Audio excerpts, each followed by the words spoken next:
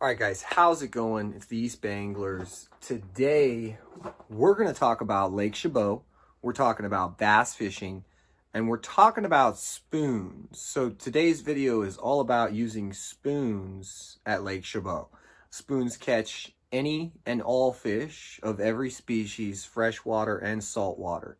There's a variety of methods you might want to use and try. I'm going to tell you guys today some of the methods that I've had a lot of success with at Lake Chabot, Castro Valley, California. So let's get to it, guys. There's a lot of theories. There's a lot of people out there.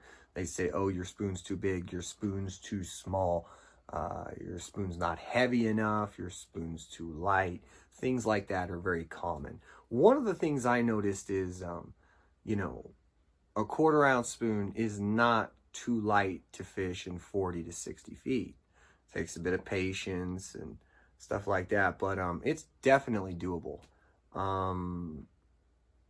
The goal, though, is not to spend that much time and be able to get that spoon down, do your jigging, burn that spoon back up, and continue. But the whole deal at Lake Chabot, for me at least, has been silver spoons. That's been the magic, the silver spoon has been it's been very effective. And we're going to talk today about my favorite spoons at Lake Chabot, and we're going to talk about some brands. We're going to talk about some techniques. So here it goes. One of my favorite brand companies when it comes to spoons is the Duh spoon. It's the DUH spoon. They make really good spoons, and I really like their larger spoons. They've got some, 1 1/4 ounce. I really like that size. It allows you to get down deep. It allows you to work fast and aggressive. And right now, we're in fall fishing, so this is the time of year when these fish are aggressive. They're, kind of all over the place. Definitely, this is the time of year you're going to get a lot of dying bait fish. So that's why this presentation works so well. Now, there's giant fish in Lake Chabot, and I'm telling you, you can get them using a spoon. So you want the big fish, go with a Lake Fork spoon, like a Lake Fork. That could be 6 or 8 inches, depending on the model you buy. I've got both sizes, and those are huge. Those are going to get you big bites. At the same time, they're not going to get as many bites as a smaller spoon. So if you want to go smaller and you want to use like a Duh spoon, like I said, they make them in a little bit over 1 ounce. You can get them 2 ounces or whatever. It just depends what you're comfortable throwing. If you want to go even lighter, there is they're more or less, trying to think of the brand. But if you want to go lighter, you can go with like a Hopkins, or you can go with really Crocodile, or almost any old school Johnson spoons. Those are the ones I've done well with. So those are all definitely going to work.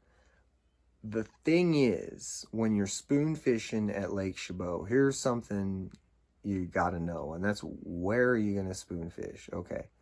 You're going to want to go toward Alder Point area. Fish off of points, try and get to that channel out there. But the water's low right now, and what you're doing is you're casting these spoons out and you're yo-yoing it, or you're just jigging it. Sometimes you're gonna jig it hard. You're gonna, rip it up hard. Sometimes it's gonna be aggressive. Sometimes it's gonna be, less aggressive and more of a subtle, more of a subtle pop. But you have to remember, when you're working your cadence, don't go hard pop, light, hard, like where you're not working a worm here. You want very consistent, aggressive or not very aggressive jerks or pops, or, you know, when you're jigging it, and you want it to be consistent. That allows you to find a pattern once you figure out how they want that bait worked, because you know, depending on how those bait fish that are dying off, how they're acting that day or that week or that month, you know, these fish are going to react a little different. So you're going to know once you catch a fish, oh, okay, I was popping it this hard. Do that again. No, repeat that. But you can go down to a 1/4 ounce, and you can go all the way up to, well, like 4 ounces if you really want. But those big spoons, guys, I can't say enough about them. And sorry about the video a little bit. A lot of pain today, and it's just been a bad day. So broke a $300 Dobbins rod, a lot of other things going on. But spoon fishing at Lake Chabot, Castro Valley, California in the fall, that's probably the best bite you can get on. And you're gonna have to go out there and you're gonna have to figure out, do they, you know, are they feeding early? Are they feeding late? Are they just feeding whenever and wherever? But generally, I like to stay or get as close to the channel as I can. I've had most of my luck when I'm spoon fishing, starting around on the west side of the lake, starting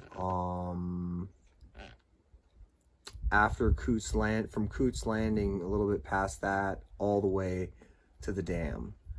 So I've done it all around the lake, but that's where I've had my best success. Spoons in the silver color is a must. I've used copper, I've used gold, I've used custom painted, and I'll tell you, it's not been pretty as far as results go. So stick on that spoon bite this fall, and I promise you guys, you will stick not only fish, you know, like some really good bass, but you're gonna probably stick a trophy bass. I mean, it's for real. Spoon fishing Lake Chabot. If you haven't done it, you got to do it. And I know you guys are thinking, oh, it's if you haven't tried the technique, don't let it intimidate you.